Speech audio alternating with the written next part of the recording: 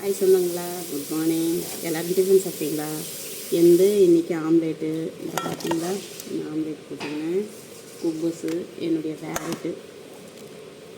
Coffee வச்சிங்கன்னா வாங்க சாப்பிட்லாம். டிஃபனு 12 ஆயிடுச்சு, 12 மேலே ஆகுது. கொஞ்சம் இன்னைக்கு வேலை பிஸியாக இருந்தேன், அதனால தான். எல்லாருக்கும் ஒரு சின்ன வார்த்தை, நிறைய பேர் என் வீடியோ தமிழ்காரன் பார்க்குறாங்க. சொந்தங்களை உங்களுக்கு சின்ன ஒரு வார்த்தை தான். ரம்ஜான் வருது, அதனால் எல்லோரும் உடம்பு பார்த்துக்குங்க. நம்ம இங்கே நல்லா இருந்தால் தான் வேலை செய்ய முடியும்.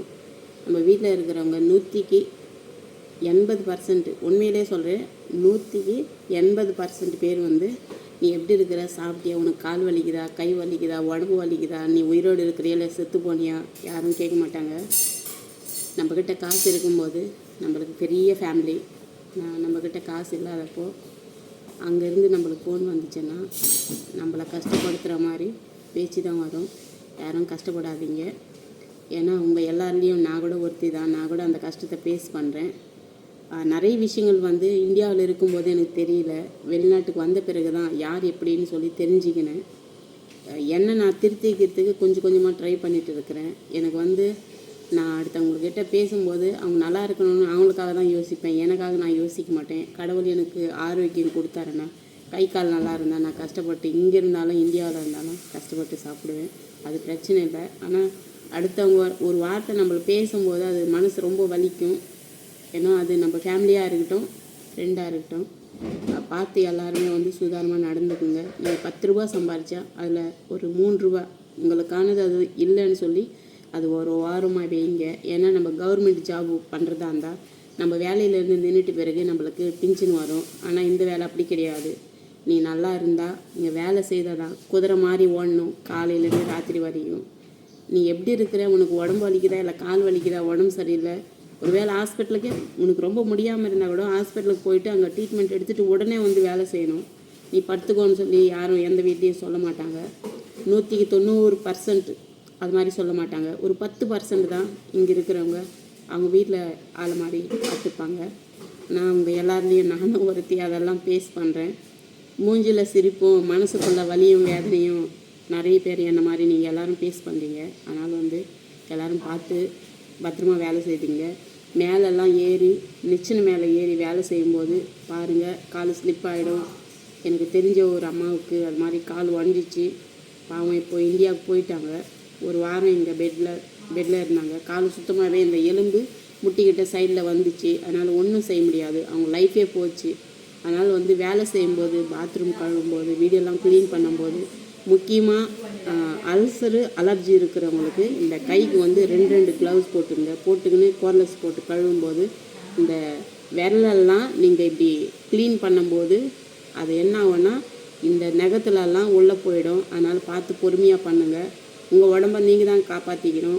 நீங்கள் இப்படி செய்யுங்க வேலை, அப்படி பொறுமையாக செய்யுங்க, யாரும் சொல்ல மாட்டாங்க. சீக்கிரம் தான் நம்மளை டென்ஷன் படுத்துவாங்க. அதனால் எல்லாருக்கும் ப்ளீஸ் ரிக்வஸ்ட் பண்ணிக்கிறேன்.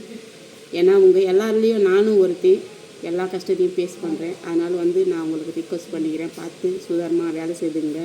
உங்கள் ஃபேமிலிக்காக நீங்கள் கஷ்டப்படுறீங்க. மாதம்லாம் வேலை செய்து ஒரு மாதம் முடிஞ்சிச்சு, சம்பளம் வரும்.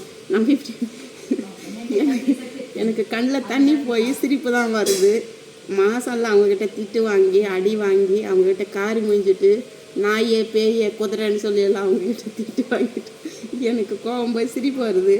கரெக்டாக ஒரே முறையாக காசு கொடுப்பாங்க. ஒரு 5 நிமிஷம் கூட கையில் வச்சு பார்க்குறது இல்லாமல் 30 நாள் வேலை செய்த காசு ஒரே ஒரு 30 நிமிஷத்தில் பேங்க்குக்கு போய் நம்ம கட்டிட்டு வந்துடுறோம். ஆனால் வீட்டில் இருந்து நம்மளுக்கு ஃபோன் வந்தால் அந்த 5 நிமிஷத்துக்காக நம்ம ஒரு நாளெல்லாம் இங்கே கஷ்டப்படுறோம், ஏங்குறோம். ஆனால் அது அவங்களுக்கு புரியாது. ஏன்னா அவங்க காசு பார்க்குறாங்களே தவிர நம்மளுடைய வலி வேதனையை அவங்க பார்க்குறதில்ல. நான் இந்த விஷயம் ஏன் சொல்கிறேன்னா, உங்களை மாதிரி தான் நான் கூட அதெல்லாம் ஃபேஸ் பண்ணுறேன். அதனால் மனசு ரொம்ப வலிக்குது. எனக்கு இங்கே யாரும் இல்லை, ஆனால் யாருக்கிட்டையும் நானும் பேச மாட்டேன். இந்த வீடியோ மூலமாக எனக்கு யாரெல்லாம் தெரியுமோ அவங்கெல்லாம் என்னை அவங்க வீட்டில் ஒருத்தியாக நினைக்கிறாங்க. வெளியில் இருக்கிறவங்க என்னை ரொம்ப அன்பாக பாசமாக பார்த்துக்கிறாங்க. ஆனால் எங்கள் வீட்டில் இருக்கிறவங்க நான் யாரோ மாதிரி என்னை தொலைவாக வைக்கிறாங்க. மனசு ரொம்ப வலிக்குது. ஏன்னா உயிரோடு நம்ம இருக்கிறோம், ஆனால் நம்மளுக்கு மதிப்பு கிடையாது. உயிர் இல்லாத அந்த காகிதத்துக்கு மட்டும்தான் மதிக்கிறாங்க. காசுக்கு இருக்கிற மதிப்பு நம்மளுக்கு கிடையாது. அதனால் எல்லாருக்கும் ப்ளீஸ் ரிக்வஸ்ட் பண்ணிக்கிறேன், நான் இப்படி அழுகுறேன்னு தப்பாக நினைக்காதீங்க, மனசு ரொம்ப வலிக்குது. அதனால் வந்து நீங்கள் 10 ரூபா சம்பாதிச்சு அதில் ஒரு 3 நாளுன்றது உங்களுக்குன்னு சொல்லி அதை எடுத்து ஓரமாக வச்சிங்க. நீங்கள் இங்கே வேலை செய்யாமல் வீட்டுக்கு போனப்போ அது உங்கள் தேவைக்கு யூஸ் பண்ணும். அடுத்தவங்ககிட்ட போய் நீங்கள் கை நீட்டக்கூடாது. உங்களுடைய உழைப்பு அது. நீங்கள் அடுத்தவங்ககிட்ட போய் வாங்கலை, உங்களுடைய உழைப்பு. அதனால் அந்த 10 ரூபாயில் ஒரு 3 நாள் கண்டிப்பாக எடுத்து வைங்க. நானும் இதுக்கு முன்னெல்லாம் எடுத்து வைக்கிறதில்ல. இப்போ இந்தியா போய் வந்ததுலேருந்து தான் நானும் எல்லா கஷ்டத்தையும் பார்த்து எனக்கே மனசு வலிக்குது. நான் எடுத்து வச்சுக்கிறேன் அது மாதிரி. அதனால தான் என்ன மாதிரி நீங்கள் கூட அடுத்தவங்ககிட்ட போய் கை நீட்டாமல் உங்களுக்கானது அது உங்களுடைய கஷ்டம். அது நீங்கள் உழைக்கிறீங்க. 30 நாள் வேலை செய்தால் தான் சம்பளம் தராங்க. அதில் ஒரு 3 நாள்ன்றது அப்படி தனியாக எடுத்து வச்சிங்க. எல்லாருக்கும் once more thank you. Miss you all.